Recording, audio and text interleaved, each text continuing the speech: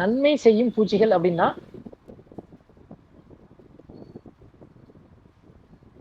நன்மை செய்யும் பூச்சியும் அப்படின்னா நம்ம பயிர், அதாவது நமக்கு முக்கியமானது என்னது, நம்ம பயிர். நான் வந்து சோளமோ மக்காச்சோளமோ இல்ல காய்கறியோ தக்காளியோ ஏதோ ஒண்ணு போட்டிருக்கேன். என்னோட பயிர் தான் எனக்கு முக்கியம். எனக்கு அதுதான் உயிர், அதுதான் எனக்கு என்னோட வாழ்வாதாரத்தை மேம்படுத்த போகுது. அப்ப அந்த என்னோட பயிரை சாப்பிட்டு வளரக்கூடிய கெட்டது செய்யற பூச்சிகளை அழிக்கக்கூடிய பூச்சிகள் தான் நன்மை செய்யக்கூடிய பூச்சிகள். நமக்கு தீங்கு விளைவிக்கக்கூடிய கெட்டது செய்யற பூச்சிகளை அழிக்கணும். அந்த பூச்சிகள் தான் நன்மை செய்யக்கூடிய பூச்சிகள். அதுல பாத்தீங்க அப்படின்னா ரொம்ப ரொம்ப ரொம்ப ரொம்ப முக்கியமானது பொறிவண்டு அப்படின்னு நம்ம சொல்லலாம். இந்த பொறிவண்டு அப்படிங்கிறது, இந்த பொறிவண்டும் சரி அதோட இளம் பருவம். ஏன்னா இந்த பூச்சிகளை பொறுத்த வரைக்கும் நாலு பருவம் இருக்கு. ஒண்ணு முட்டை, அதுக்கப்புறம் இளம் புழுக்கள், அதுக்கப்புறம் கூட்டு புழுக்கள், அதுக்கப்புறம் வந்து தாய்ப்பூச்சிகள். இந்த 4 பருவம் இருக்கு. இந்த 4 பருவத்துல இந்த இளம் பருவம், அதாவது புழுக்கள் அப்படின்னு சொல்லக்கூடிய இந்த இளம் பருவமும், அந்த அந்து பூச்சி அப்படின்னு சொல்லக்கூடிய தாய் பருவம், இந்த ரெண்டும் என்ன பண்ணும் அப்படின்னா தீமை செய்யக்கூடிய அதாவது நம்ம பயிரை சாப்பிடுறது போய்கிற அந்த பூச்சிகளை சாப்பிடக்கூடியதுதான் இந்த பொறிவண்டு. இப்ப நான் இந்த புகைப்படத்துல காமிக்கிற பார்த்தீங்களா, அந்த பொறிவண்டும் அதோட இளம் பருவம், இது ரெண்டும் என்ன பண்ணும் அப்படின்னா பயிர்கள்ல தீங்கு விளைக்கக்கூடிய அஸ்வினி அப்படின்னு சொல்லக்கூடிய ஏபிட்ஸ், அந்த பூச்சிகளை போயிட்டு சாப்பிடும், வேகமா சாப்பிடும். ஒரு நாளைக்கு ஒரு சராசரியா ஒரு 50ல இருந்து 60 சாப்பிடும். எப்ப நார்மலா, அதுக்கு சராசரியா பெருசா பசிக்கல அப்படின்னா நார்மலா ஒரு 50 அஸ்வினியை சாப்பிடும். நல்லா பசிச்சு அப்படின்னா 100 பூச்சியை கூட சாப்பிடும் அஸ்வினி. குறிப்பா அஸ்வினி தான் சாப்பிடும்.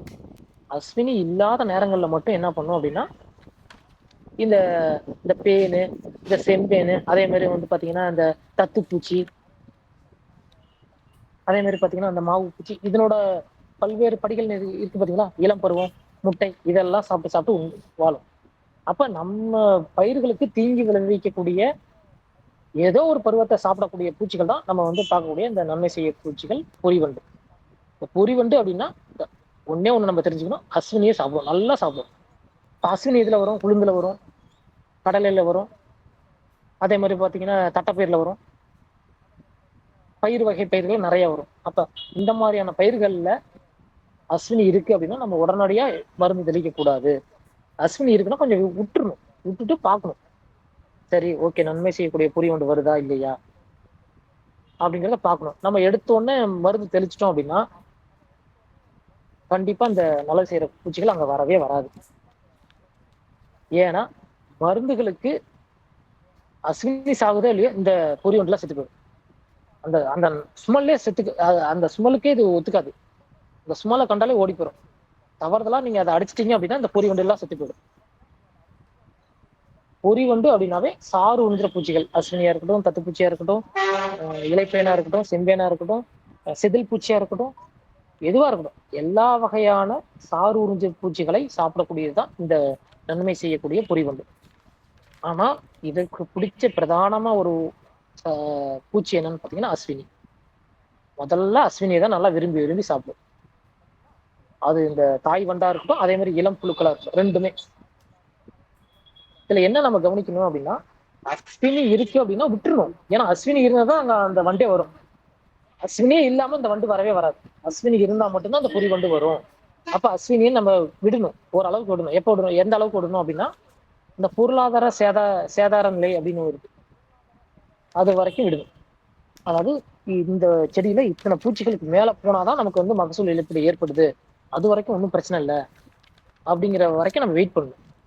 ஏன்னா இப்போ ஒரு பூச்சி வருது, ஒரு இலையை கடிக்குது அப்படின்னா அதனால ஒன்றும் பெரிய பிரச்சனை கிடையாது. ஒரு இலையை கடிச்சிட்டு போறதுனால அது ஒன்றும் ஒரு தீங்கு செய்யக்கூடிய பூச்சிகளை நம்ம பார்க்கக்கூடாது. அது நல்லா சாப்பிட்டு சாப்பிட்டு நம்ம மகசூலை குறைக்குது அப்படின்னா மட்டும்தான் அது தீமை செய்யக்கூடிய பூச்சி. இல்லைன்னா அது ஒரு நார்மலான பூச்சி தான், அதை வந்து நம்ம பாதிக்க கூடாது. அப்ப அஸ்வினி வருது அப்படின்னா கொஞ்சம் வெயிட் பண்ணணும். வெயிட் பண்ணிட்டு இந்த பொறி வண்டு வருதா, அந்த பொறி வண்டுகளோட இளம் புழுக்கள் வருதா அப்படிங்கிறத பார்க்கணும். அதை நம்ம அதிகப்படுத்தணும். அதுக்கு என்ன பண்ணணும், ரசாயன மருந்துகளை தெளிக்க கூடாது. இதான் பிரதான முக்கியம். அதே மாதிரி அஸ்வினி வருதா, அஸ்வினியை நீங்க விரட்டாதீங்க, அது பாட்டு இருக்கட்டும், கொஞ்ச நாளைக்கு இருக்கட்டும். மிஞ்சி போனா ஏதாவது சாம்பல் தூக்கி விடுங்க, அவ்வளவுதான். இல்லையா, வேப்பனையே தெளிச்சு விடுங்க, போதும். அஸ்வினி இருந்தா மட்டும்தான் பொறி வண்டு வரும், அஸ்வினி இல்லைன்னா பொறி வண்டு வரவே வராது. அப்ப அது வரைக்கும் நம்ம வெயிட் பண்ணணும். குறிப்பா இந்த பஞ்சகாவியா, இல்ல அப்படின்னா மீன மீனம் இந்த மாதிரி இயற்கை இடுபொருள்களை பயன்படுத்தும் பொழுது ஆட்டோமேட்டிக்கா அந்த ஸ்மெல்லுக்கு வந்து இந்த நன்மை செய்யக்கூடிய பூச்சிகள் அங்க வரும், நம்ம வயலுக்கு வரும். அப்ப நம்ம வயலுக்கு வந்துச்சு அப்படின்னா ஒரு பூச்சி ஒரு பூச்சி ஒரு 50 60 சராசரியா, இல்ல நல்லா பசிக்குது அப்படின்னா ஒரு 100 சாப்பிடும், 100 அஸ்வினியை சாப்பிடும். அப்ப இந்த அளவுக்கு அஸ்வினியை சாப்பிடுது அப்படின்னா அப்ப எந்த அளவுக்கு நம்ம பூச்சிகளை கட்டுப்படுத்தும், இதை ஒண்ணு பாத்துக்கணும். அப்ப பொறி வண்டை பொறுத்த வரைக்கும் பொறி வச்சுதான் நம்ம பிடிக்கணும். எதை இங்க பொறி அப்படிங்கிறது அஸ்வினி. அப்ப அஸ்வினிய பொறியா பயன்படுத்தி பொறி வண்டுகளை வரவேற்கும். இன்னொரு வழிமுறை என்ன இருக்கு அப்படின்னா இயற்கை இடுபொருள்களை பயன்படுத்துறது, பஞ்சகவ்வியை தெளிக்கலாம். அதற்கப்புறம் அதே மாதிரி பாத்தீங்கன்னா இந்த தட்டைப்பயிறு அப்படின்னு சொல்லக்கூடிய காராமணியை வந்து வயல வரும், வயலை சுத்தி நடவு பண்ணலாம். இல்ல அங்க வயல்ல ஒரு ஒரு பாத்திக்கும் ஒரு 5 செடி 10 செடி அந்த மாதிரி நடவு பண்ணோம் அப்படின்னா இதுல அஸ்வினி வரும்போது ஆட்டோமேட்டிக்கா நமக்கு வந்து பொறி வண்டுகள் வரும். ஆனா இது எல்லாத்துக்கும் ஒரே ஒரு அடிப்படை என்னன்னா ரசாயன மருந்துகளை தவிர்க்கணும். ரசாயன ரசாயன மருந்து கொடுத்துட்டோம் அப்படின்னா அவ்வளவுதான். அஸ்வினி சாகுதோ இல்லையோ இந்த பொறி வண்டுகள் செத்து போயிடும். இந்த பொறி வண்டுகள் நம்ம வயல் பக்கமே அண்டாது. இது ஒரு ஒரு நல்லது செய்யக்கூடிய ஒரு பிரதான பூச்சி பொறி வண்டு அப்படிங்கிறது. ஒரு ரொம்ப ரொம்ப ரொம்ப முக்கியமான ஒரு பூச்சி. அப்ப இதை பத்தி நம்ம தெரிஞ்சுக்கணும். இதுதான். அதற்கப்புறம் பாத்தீங்கன்னா கண்ணாடி இறக்கை பூச்சி, இன்னும் குறிப்பா சொல்ல போனோம்னா பச்சை கண்ணாடி இறக்கை பூச்சி அப்படின்னு சொல்லுவாங்க. இந்த பூச்சிகள் என்ன பண்ணும், இந்த தாய் பூச்சிகள் பாருங்க அப்படியே நல்லா கண்ணாடி மாதிரி இருக்கும், அதோட இறக்கைகள் நல்லா பெருசா, அதாவது உடம்போட நல்லா பெருசா இருக்கும் இறக்கைகள். இது என்ன பண்ணும் அப்படின்னா இது வந்து நேரடியா போய் நம்ம தீமை செய்யக்கூடிய பூச்சிகளை சாப்பிடாது. இதோட பிரதான நோக்கம் என்ன அப்படின்னா எங்கெல்லாம் அஸ்வினி இருக்கு அப்படின்னு பறந்து பறந்து பறந்து பார்த்துட்டு அஸ்வினி எங்க இருக்கு, ஓகே அஸ்வினி இங்க நிறைய கூட்டம் இருக்கா, இந்த இடத்துல அஸ்வினி நிறைய கூட்டம் இருக்கா, அங்க முட்டையை போடு அப்படின்னு சொல்லிட்டு முட்டையை போட்டு வந்துடும்.